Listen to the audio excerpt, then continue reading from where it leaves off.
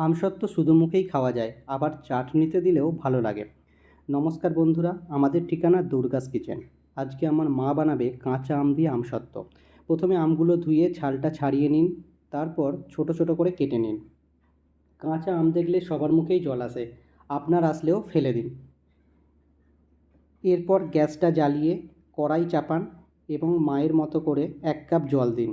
জলটা গরম হলে ওতে কাটা আমগুলো ঢেলে দিন। ঢাকনাটা দিয়ে মিডিয়াম তাপে 4-5 মিনিট ওয়েট করুন সেদ্ধ হবার জন্য। সেদ্ধ হয়ে গেলে মায়ের মতো করে আমগুলো চটকে নিন। এরপর পাল্পটা ছেঁকে নিন, যাতে কোনো আমের টুকরো না থাকে। আমের টুকরো থাকলে খাবার সময় দাঁতকে আবার পরিশ্রম করতে হবে, তাই ভালো করে ছেঁকে নিন।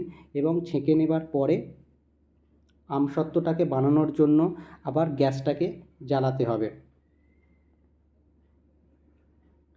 গ্যাসটাকে জ্বালিয়ে নিন এবং ওতে আবার অল্প করে জল দিন।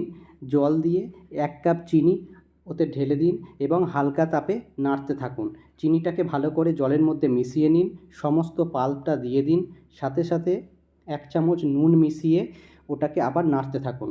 ভালো করে নুন এবং পাল্প চিনি সব একসঙ্গে মিলিয়ে নিতে হবে। মিলিয়ে নেওয়ার পরে ছোট চা চামচের 2 চামচ লঙ্কা গুঁড়ো ওতে দিন এবং মিশিয়ে নিন। ভালো করে মিশ্রণ করতে হবে। করার পরে হালকা হালকা করে 1-2 মিনিটের মধ্যে কালার পরিবর্তন হবে এবং কালারটা আস্তে আস্তে লালচে কালার হয়ে আসবে। দেখুন কত সুন্দর কালার হয়েছে। এরপরে ওটাকে একটা থালা নিন এবং থালার মধ্যে সর্ষের তেল বা রিফাইন অয়েল মাখিয়ে নিন। তারপরে ওই পাল্পটা ওতে ঢেলে দিন। ঢেলে দেওয়ার পরে ওটাকে এদিক ওদিকে করে নাড়াতে থাকুন। তাহলে দেখবেন যে ওটা স্প্রেড হয়ে গেছে। যদি না স্প্রেড হয়ে থাকে তাহলে স্প্রেডারটা ইউজ করতে পারেন। করে ওটাকে পাতলা একটা লেয়ার বানিয়ে নিন। হয়ে যাওয়ার পরে এটাকে ফ্যান বা রৌদ্রের মধ্যে শুকিয়ে নিন। 2 দিনের মধ্যে এটা শুকিয়ে যাবে এবং সুন্দরভাবে লেয়ার উঠে যাবে। দেখুন কত সুন্দর কালার হয়েছে। ভালো লাগলে প্লিজ সাবস্ক্রাইব করে দেবেন।